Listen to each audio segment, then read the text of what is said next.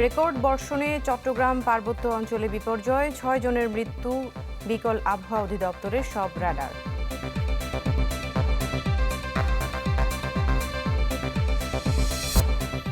হঠাৎ সেনাবাহিনীর গ্রীষ্মকালীন মহড়া পরিদর্শন প্রধানমন্ত্রীর, জাতীয় সংকটে গৌরবময় ভূমিকার প্রশংসা।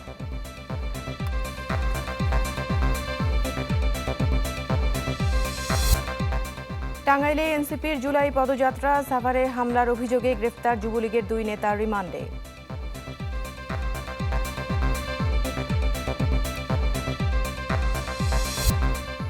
খামেনির শেষ বিদায়ে কমে মানুষের ঢল, শ্রদ্ধা জানাতে কাল নেওয়া হবে ইরাকের নাজাফ ও কারবালায়।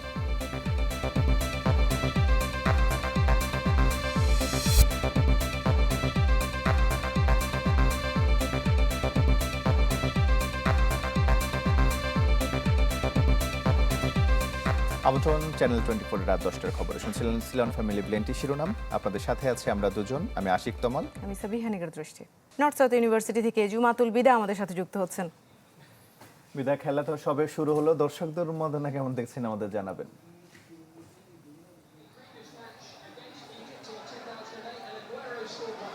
আমরা রয়েছি নর্থ সাউথ বিশ্ববিদ্যালয় এবং পিছনে অপেক্ষারত শিক্ষার্থীরা রয়েছে। এখন পর্যন্ত যান্ত্রিক ত্রুটির কারণে এখানে যে স্ক্রিনিংটা সেটি শুরু হয়নি, যার কারণে শিক্ষার্থীরা নিজের মুঠোফোনেই আসলে তাদের খেলা উদযাপনটি শুরু করেছে। প্রিয় দলের এই খেলা উদযাপনের জন্য যেহেতু তারা এসেছে, অপেক্ষার পালাটা আসলে কোনোভাবেই ফুরোয় না। যেহেতু মিশর বনাম আজকের আর্জেন্টিনার ম্যাচটির জন্য তারা অপেক্ষা করেছিল, নতুন কোনো রেকর্ড কিংবা নতুন মাইলফলক যুক্ত হবে প্রিয় খেলোয়াড়ের, সেটি জানার অপেক্ষায় তারা ছিল। এবং এই মুহূর্তে আসলে কখন সেটি শুরু হবে সেটির অপেক্ষায় রয়েছে। এই মুহূর্তে আর্জেন্টিনার যে অ্যাম্বাসেডর রয়েছেন তিনিও আসলে যুক্ত হয়েছেন এই শিক্ষার্থীদের সাথে, এবং শিক্ষার্থীরাও কিন্তু তাদেরকে সাদরে আমন্ত্রণ জানিয়ে নিলেন। শিক্ষার্থীদের অপেক্ষার পালাটা না ফুরালেও একটু চেষ্টা করব ছোট্ট করে তাদের থেকে জানার। অনেকক্ষণ অপেক্ষা করছেন, যদিও যান্ত্রিক ত্রুটি দেখতে পাচ্ছি, এরপরও কি মনে হচ্ছে আজকের ম্যাচ নিয়ে? আজকের ম্যাচ আর্জেন্টিনাই জিতবে, আমার মনে হচ্ছে 3-0-তে জিতবে। মেসি গোল দেবে। গোলের অপেক্ষার কথাও বলছে। আমরা দেখতে পাচ্ছি শিক্ষার্থীরা আসলে স্ক্রিনিং বড় পর্দায় না হলেও নিজের মুঠোফোনে কিন্তু ঠিকই দেখছেন। এর ফাঁকে একটু কথা বলবো, কতটা আশাবাদী আজকের ম্যাচ ঘিরে? আশা তো রাখছি যে আজকে মেসি অবশ্যই জিতবে, যেহেতু ইজিপ্টের সাথে খেলা জেতাটা উচিত, আসলে তো জিতবে, আশাবাদী আমরা। ধন্যবাদ। আচ্ছা, মিশরকে কিভাবে দেখছেন?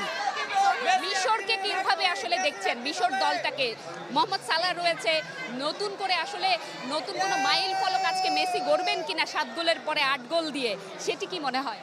অবশ্যই আমার মনে হয় ইজিপ্টের সাথে খেলছে, সো এখানে আমাদের আসলে কোনো ডাউট থাকা উচিত না। অ্যাজ ইউজুয়াল মেসি আমাদেরকে ডিসঅ্যাপয়েন্ট করবেন না।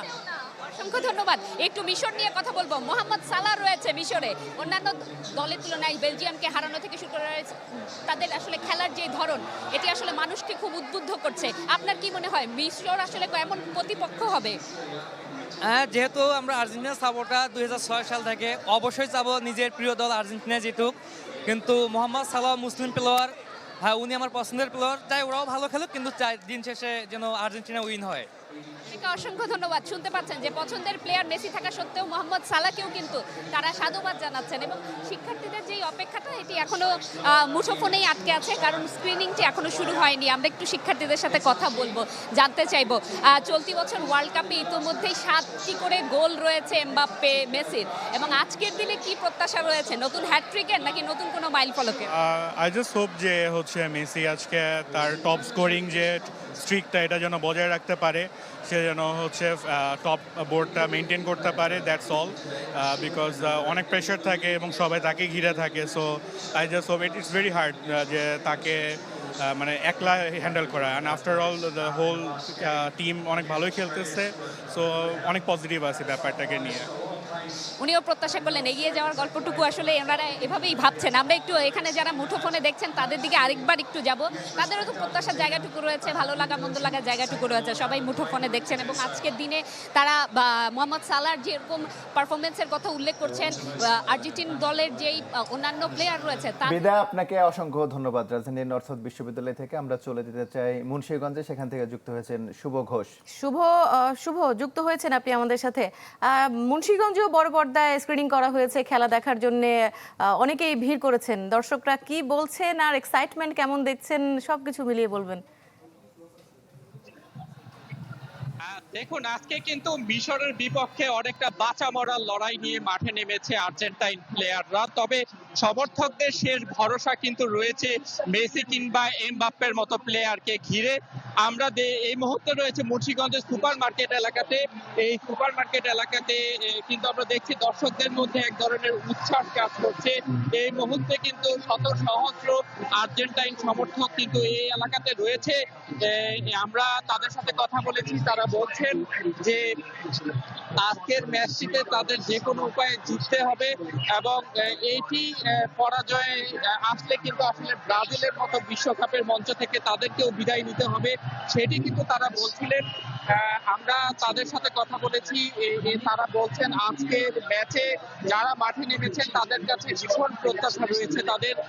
তারা শুরু থেকে আমরা দেখছি যে 10টায় ম্যাচ যখন শুরু হয়েছে, সেই ম্যাচ শুরু হওয়ার আগেই কিন্তু আসলে তারা পুরো এলাকাতে এসে আজকের যে মিশরের বিপক্ষে আর্জেন্টিনার যে ম্যাচটি চলছে সেটি কিন্তু তারা উপভোগ করছেন। আমরা তাদের সাথে কথা বলার পরে তারা বলছেন যে আজকে তাদের যে প্রত্যাশা সেটি অনেক বেশি। অন্যান্য ম্যাচগুলোতে আর্জেন্টিনা যে পারফরমেন্স দেখিয়েছে, আজকের ম্যাচে তার দ্বিগুণ দেখাতে হবে, কেননা আজকের ম্যাচে যদি হেরে যায় সেক্ষেত্রে তাদের কিন্তু এই বিশ্বকাপের মঞ্চ থেকে বিদায় নিতে হবে। তাই ভক্তদের প্রার্থনা ও উন্মাদনা যেমন রয়েছে, একই সাথে কিন্তু বলা যায় যে তাদের মধ্যে এক ধরনের দুশ্চিন্তা কিংবা শঙ্কাও কিন্তু কাজ করছে। তারা বলছেন যে পুরো ম্যাচটি ঘিরে তাদের মধ্যে এক ধরনের ভিন্ন রকম শঙ্কা থাকবে, কেননা আজকের ম্যাচে যদি আসলে জিততে না পারে তাহলে বিশ্বকাপের মঞ্চ থেকে যেমন বিদায় নিতে হবে, অন্য দিক থেকে বাংলাদেশে বিশ্বকাপ ফুটবল ঘিরে সমর্থক বা ভক্তদের মধ্যে যে ধরনের উন্মাদনা কাজ করে সেটি কিন্তু অনেকটাই ম্লান হয়ে যাবে। অর্থাৎ আজকে যে কোনো উপায়ে হোক তাদের এই ম্যাচটি জিততে হবে, সেই প্রত্যাশাটি কিন্তু তারা রাখছেন। এবং যখনই আসলে আর্জেন্টিনার প্লেয়াররা কিছুটা আক্রমণাত্মক গোল দিতে চাচ্ছেন, তখনই কিন্তু তাদের মধ্যে এক ধরনের বলা যায় যে উচ্ছ্বাসে কিন্তু তারা পেটে উঠছেন। আমরা দেখছি হাজার হাজার ভক্ত সমর্থক কিন্তু বলা যায় এই মুহূর্তে সুপার মার্কেট চত্বরে এসেছেন এবং তারা আজকের খেলাটি উপভোগ করে তারা বলছেন যে আজকের ম্যাচে যদি কোনোভাবে আর্জেন্টিনা জয়ী হতে পারে তাহলে হয়তো আর্জেন্টিনার ভবিষ্যৎটা হয়তো বিশ্বকাপের মঞ্চে আরো বেশি সুদৃঢ় হবে, সেই প্রত্যাশাটি তারা রাখছেন।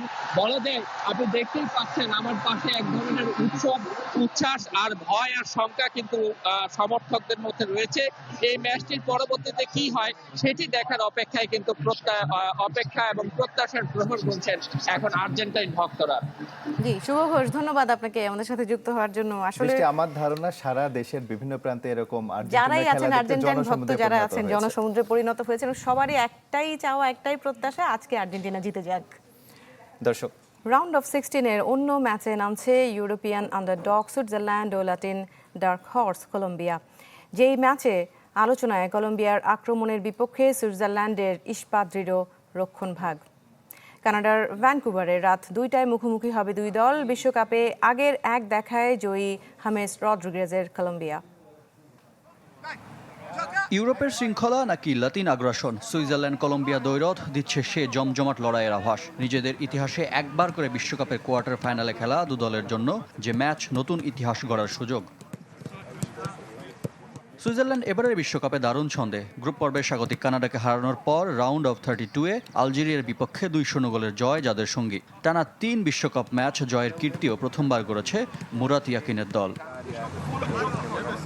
সুইচদের ভরসার নাম 20 বছর বয়সী জোহান মানজাম্বি। আসলে 3 গোল ও 2 অ্যাসিস্ট করে টুর্নামেন্টের অন্যতম সেরা তরুণ তারকা। তার ফিটনেস নিয়ে শঙ্কা থাকলেও একাদশে থাকার নিশ্চয়তা দিয়েছেন কোচ। জোহান আমাদের জন্য খুবই গুরুত্বপূর্ণ। আমি আশা করছি তাকে এ ম্যাচে মাঠে পাবো। এর জন্য আমরা সব ধরনের চেষ্টা চালিয়ে যাচ্ছি। এমন ম্যাচে তার বেঞ্চে থাকা খুবই বেমানান লাগতো। শঙ্কা ছিল রুবেন ভার্গাস ও জিব্রিল শকে নিয়েও। তাদের ব্যাপারেও সুসংবাদ দিয়েছেন কোচ। অন্যদিকে নকআউটে ঘানাকে 1-0 গোলে হারিয়ে শেষ 16তে এসেছে কলম্বিয়া। স্কোরলাইন ছোট হলেও আক্রমণে তারা ছিল অনেক বেশি ধারালো। শেষ 3 ম্যাচের প্রতিটিতে প্রতিপক্ষ গোলমুখে আক্রমণের পসরা সাজিয়েছিল লস ক্যাফেতেরোস। ম্যাচ প্রতি 20টির বেশি শট নেস্তর লরেঞ্জোর দলের সক্ষমতার প্রমাণ। লুইস দিয়াজ, হামেস রদ্রিগেজ, জন আরিয়াসদের নিয়ে গড়া আক্রমণ ভাগ যে কোনো মুহূর্তে ম্যাচের চেহারা বদলে দিতে পারে।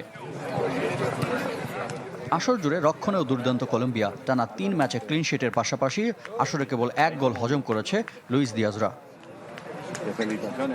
বিশ্ব আসরে দু দলের একমাত্র দেখা এই মার্কিন মুলুকে 1994 সালে, সেবার 2-0 গোলে জিতেছিল কলম্বিয়া। রিফাত হোসেন, চ্যানেল 24। 42 বছরের মধ্যে রেকর্ড বৃষ্টিপাতে বিপর্যস্ত চট্টগ্রামের জনজীবন। জলাবদ্ধতায় ডুবেছে নগরীর অনেক নিচু এলাকা। রাস্তাঘাট ছাপিয়ে হাঁটু থেকে কোমর পানিতে তলিয়েছে দোকানপাট, বাসাবাড়ি। এতে সীমাহীন দুর্ভোগে পড়েন মানুষ। রহমাননগরে দেয়াল ধসে মারা গেছেন একজন, রাঙ্গুনিয়ায় একজন মারা গেছে পাহাড় ধসে। কর্তৃপক্ষ বলছে ফেব্রুয়ারি নাগাদ মেগা প্রকল্পের কাজ শেষ হলে জলাবদ্ধতা কমবে 80 থেকে 90%। কোথাও হাঁটু, কোথাও কোমর সমান পানিতে ডুবে গেছে চট্টগ্রাম নগরের আগ্রাবাদ ব্যাপারী পাড়া। টানা ভারী বর্ষণে মঙ্গলবার সকাল থেকে ছিল এমন নাজুক অবস্থা। পানি ঢুকে যায় বিভিন্ন বাসাবাড়ি, দোকানপাটে। এতে ব্যাহত হয় দৈনন্দিন কর্মকাণ্ড, ব্যাহত হয় ব্যবসা বাণিজ্যে। নিয়মিত নালা পরিষ্কার না থাকায় এলাকাটিতে এই অবস্থা বলে দাবি স্থানীয়দের। আগে কম উঠছে, এবার একটু বেশি উঠছে, কারণ ড্রেনগুলো অপরিষ্কার। মানে আমাদের দোকানে সব পানি ঢুকে যাচ্ছে। খাবারের পানি পাবো না, এখন বাসার নিচেও পানি, আর এখন লাইনের পানি যা থাকবে এগুলো তো সবগুলো থাকবে ময়লা। আপনার মৌসুমের সর্বোচ্চ বৃষ্টিপাতে সৃষ্ট জলাবদ্ধতায় বেহাল অবস্থা ছিল আগ্রাবাদ সিডি আবাসিক এলাকা, হালিশহর, বন্দর stadium, port connecting road, Nayabazar, Katalganj, Tinpul সহ নগরীর অনেক নিচু এলাকায়। সড়ক ডুবে যাওয়ায় ব্যাহত হয়ে যান চলাচল।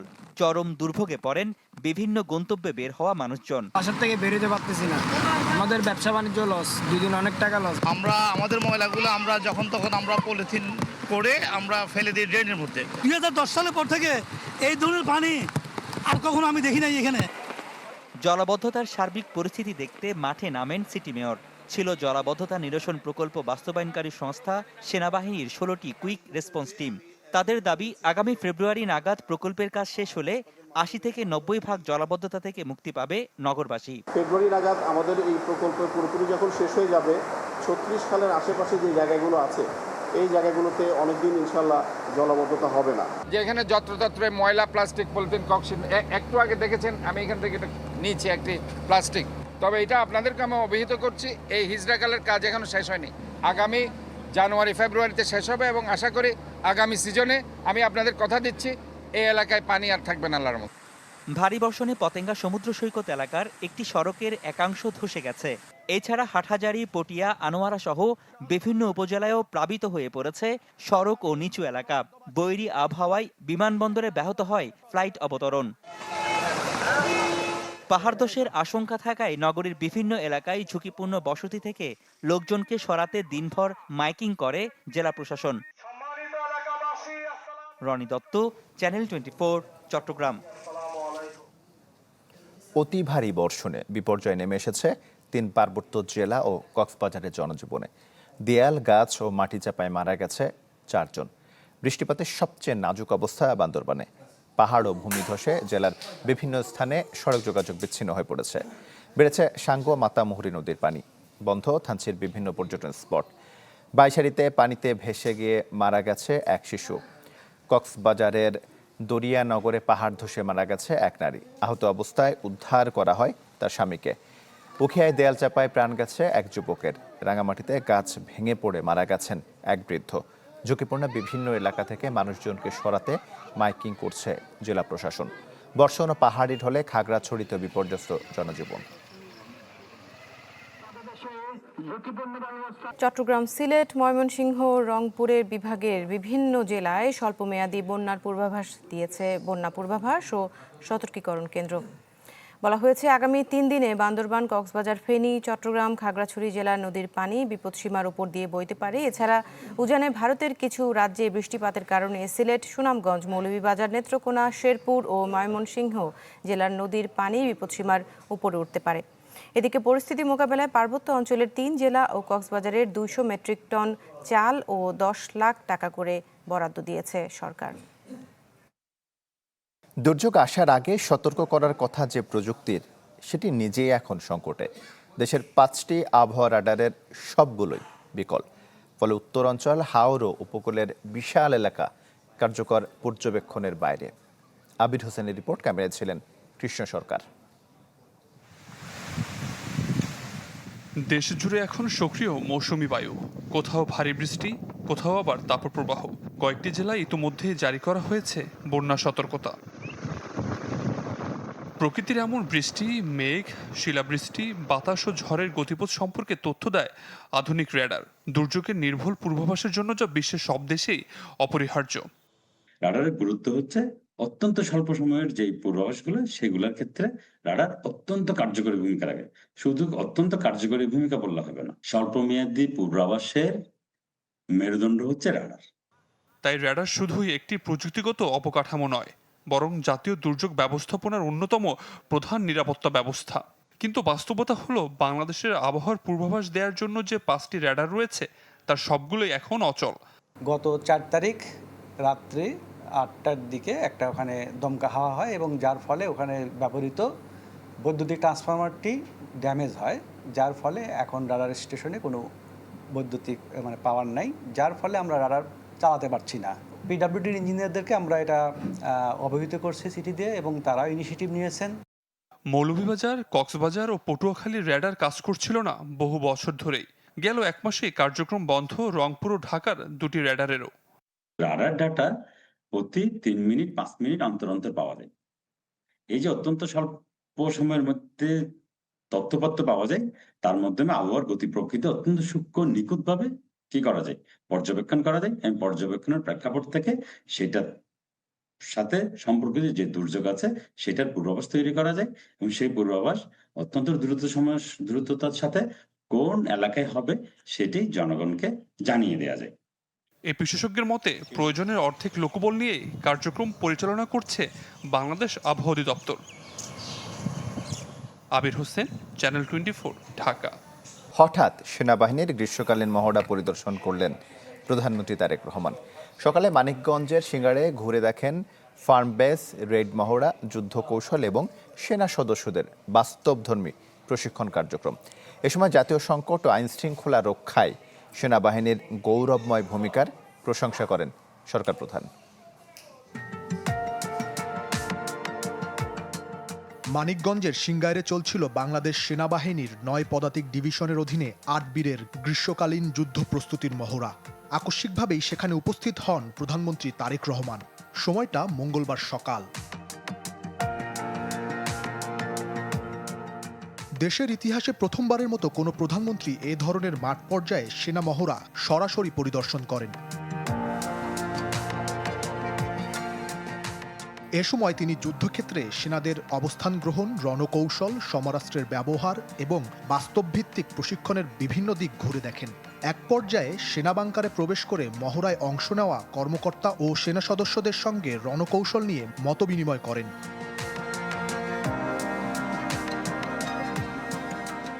পরিদর্শনের সময় প্রধানমন্ত্রীর মহড়ায় অংশ নেওয়া সেনা সদস্যদের জন্য প্রস্তুত করা খাবার তাদের সঙ্গে গ্রহণ করেন।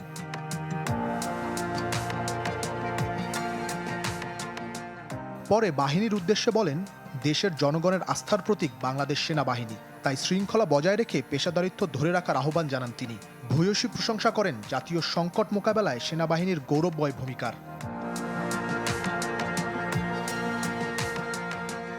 পুরোটা সময় প্রধানমন্ত্রীর প্রতিরক্ষা উপদেষ্টা, সেনাবাহিনী প্রধান, প্রধানমন্ত্রীর সামরিক সচিব সহ সেনাবাহিনীর ঊর্ধ্বতন কর্মকর্তারাও উপস্থিত ছিলেন। ইমতিয়াজ মাহমুদ, চ্যানেল 24। বিএনপি একনায়কতন্ত্র কায়েমের চেষ্টা করলে পরিণতি হবে আওয়ামী লীগের মতোই। বিকেলে টাঙ্গাইলের সখীপুরে জুলাই পদযাত্রা পরবর্তী সমাবেশে এমন হুঁশিয়ারি দেন এনসিপির আহ্বায়ক নাহিদ ইসলাম। বলেন, দ্রুত জুলাই সনদ বাস্তবায়ন করতে হবে, অন্যথায় বৈষম্য দূর হবে না। একই সাথে গুম খুনের ঘটনাগুলোর বিচার নিশ্চিত করার দাবিও জানান তিনি। এরপর সন্ধ্যায় জেলা সদর ও পৌরসভার পদযাত্রা ও সমাবেশ করে দলটি। এদিকে সোমবার সাভারে এনসিপি সমাবেশে ককটেল বিস্ফোরণের মামলায় যুবলীগের 2 নেতাকে গ্রেফতার করেছে পুলিশ। পরে তাদের 2 দিনের রিমান্ড দেন আদালত। সংসদে আমাদেরকে কথা বলতে দেওয়া হয় না। আমরা জনসভায় কথা বলতে গেলে ককটেল ফুটানো হয়, বোমা মারানো হয়। এই একদলীয় শাসন যদি আবার শুরু করার কথা কেউ ভাবে, আওয়ামী লীগের পরিণতির কথা আপনারা ভাববেন। আমার প্রত্যেকটা সীমান্ত সুরক্ষা করে আমার নাগরিকদের জন্য সীমান্তের আশেপাশের বাংলাদেশের এলাকাগুলোকে নিরাপদ হিসেবে গড়ে তুলতে হবে। আমার বিজিবিকে শক্তিশালী করতে হবে, তাদের হাতে শক্তিশালী অস্ত্র দিতে হবে। এনসিপি সমাবেশে হামলায় জড়িতদের বিরুদ্ধে কঠোর পদক্ষেপ নেওয়া হবে বলে জানিয়েছেন আইনমন্ত্রী। সংসদে এই কথা বলেন তিনি। নিশ্চিতভাবেই সেটা অত্যন্ত গুরুত্ব সহকারে আমরা দেখছি। আমরা আশ্বস্ত করতে পারি যে এর সাথে যদি কেউ জড়িত থাকে তার বিরুদ্ধে আইনিভাবে যতটা পদক্ষেপ নেওয়া সম্ভব, স্বচ্ছতার সাথে ততটা কঠোর পদক্ষেপই সরকার নেবেন। সাভারে এনসিপির সমাবেশে ককটেল বিস্ফোরণের ঘটনা খুবই দুঃখজনক বলে মন্তব্য করেছেন প্রধানমন্ত্রীর তথ্য উপদেষ্টা ডাক্তার জাহিদুর রহমান। জানান, সরকার অপরাধীদের গ্রেফতারে সর্বোচ্চ চেষ্টা করছে। আওয়ামী লীগ যারা এখনো করেন, এখনো যারা আওয়ামী লীগের মিছিল করতে আসেন, আমি খুব দুঃখ পাই, আমি সত্যিই দুঃখ পাই, কিন্তু তাদের জীবনও মূল্যবান। তারা এই রাষ্ট্রের নাগরিক, এটাও আমরা বিশ্বাস করি এবং প্রত্যেকের প্রতি আমরা এই আহ্বান জানাতে চাই, রাষ্ট্রের আইন যেন তারা মেনে চলেন। এখন পর্যন্ত নিষিদ্ধ আছে, আওয়ামী লীগ তো নিষিদ্ধ হয়, তাদের কর্মকাণ্ড নিষিদ্ধ আছে।